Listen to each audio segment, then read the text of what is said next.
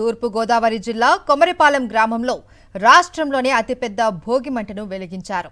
52 టన్నుల కలప 20 అడుగుల ఎత్తుతో భోగి మంటను వేసినట్లు నిర్వాహకులు తెలిపారు.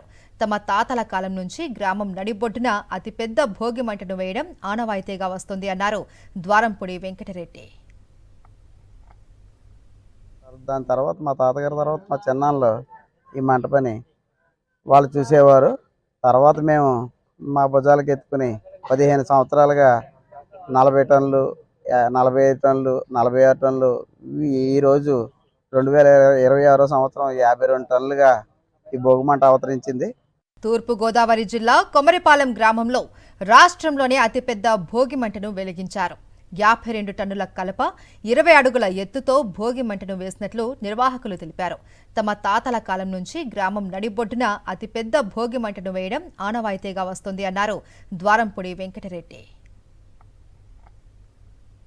దాని తర్వాత మా తాతగారి తర్వాత మా చిన్నాన్నలు ఈ మంట పని వాళ్ళు చూసేవారు.